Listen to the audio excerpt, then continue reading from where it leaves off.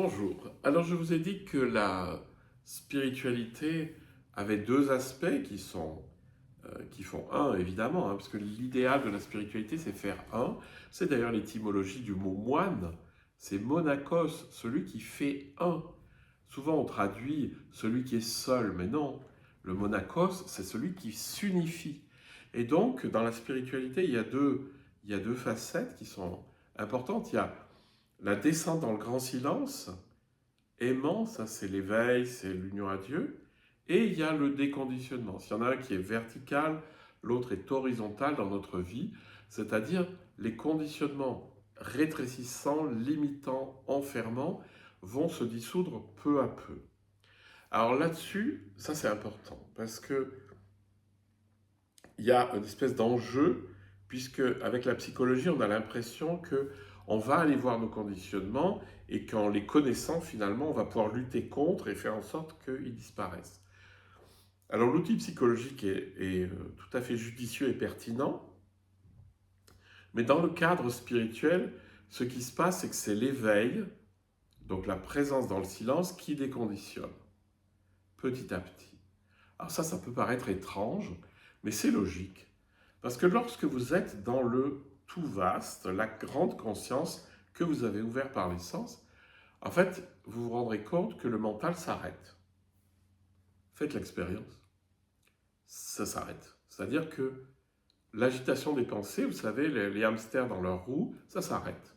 Et ça, c'est très très important à comprendre, parce que ce silence est la porte de la spiritualité. Si vous n'arrivez pas à rentrer dans le silence parce que vous restez à la surface à cause de vos pensées qui vous empêchent de plonger, c'est un peu comme si vous aviez une bouée et puis que vous vouliez plonger, ben vous n'y arrivez pas. Parce qu'en fait, il y a les pensées qui vous ramènent toujours à la surface de vous-même.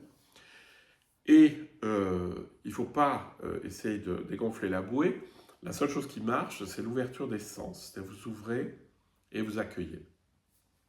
Donc le mental s'arrêtant, en fait, les boucles des conditionnements s'arrêtent. Le conditionnement, c'est quoi? C'est une boucle. Input, output. C'est-à-dire, quelqu'un me dit ça, je réagis comme ça. Je vois ça, je fais ça. Alors ça peut être tout à fait pertinent, mais ça peut être maladif aussi. Ah, mais moi, dès qu'on me parle de je ne sais pas qui, ça me met en colère. Bon, ça, c'est un conditionnement. Hein. Il y a des tas de choses comme ça qui sont des conditionnements, et des conditionnements néfastes parce qu'ils nous enferment dans des réactions toujours les mêmes. Hein. C'est l'aspect réactionnel du conditionnement. Le conditionnement, c'est une boucle qu'on renforce chaque fois qu'on la reproduit. Quand vous êtes dans le vaste, comme ça, vous n'avez pas de jugement, puisqu'il n'y a plus de mental. Il y a même, on peut dire, il n'y a plus d'ego, dans le sens de tout ce qui me limite. Et bien donc, on n'est pas en train d'actualiser une boucle. C'est-à-dire, vous êtes dans le grand accueil, quelqu'un arrive peut-être de manière un petit peu agressive et vous dit quelque chose. Si vous êtes dans le petit, si vous êtes dans la petite conscience, cette personne va vous agresser et vous allez l'agresser en retour parce que vous serez dans la boucle de réaction. Si vous êtes dans le large, vous allez voir la personne qui vient, vous allez voir l'environnement et vous allez voir que cette personne est animée par une colère, par un mécontentement, etc. Mais ça ne va pas vous toucher. Vous allez le voir, vous allez en être conscient, vous allez avoir de la bienveillance pour cette personne, et donc vous allez réagir de manière beaucoup plus adaptée, et surtout pas dans le conditionnement, surtout pas dans la réaction ou dans l'hyper-réaction. Hein, vous savez, il y a des gens qui disent ah ben moi je suis soupe au lait, c'est-à-dire à peine un truc et pouf, je m'énerve.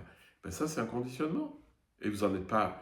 Ne croyez jamais que c'est dans la masse. Ne croyez jamais que c'est votre nature. C'est pas vrai. C'est juste que c'est un conditionnement qui a été énormément amplifié. Et la bonne nouvelle, c'est que l'éveil, la pratique de l'éveil, c'est-à-dire de l'ouverture de la conscience aimante, comme elle arrête le mental, la psyché se calme et on n'est plus dans les réactions. Alors des fois, à froid, on va réagir, comme d'habitude, mais vous allez le voir et vous n'allez pas réagir. Et du coup, la boucle se défait. Donc c'est pour ça aussi que ça se déconditionne. Il y a une chose que je peux ajouter sur les déconditionnements, c'est qu'on est conditionné par énormément de choses, par votre éducation, par la famille, par l'école, par la société, par le milieu dans lequel vous vivez, par des tas de choses, aussi par l'héritage des générations supérieures, enfin au-dessus de vous, où des fois il y a des traumatismes ou des machins dont vous n'êtes même pas conscient, mais qui agissent quand même dans des espèces de réflexes qu'il y a en vous. La bonne nouvelle, c'est que l'éveil libère, guérit des conditionnements anciens. C'est très étonnant, mais ça, des choses qui ne nous appartiennent pas. Et alors souvent, c'est pas conscient. C'est-à-dire vous êtes libéré de certaines choses, puis vous vous en rendez compte un jour, vous dites mais d'habitude je réagis pas comme ça.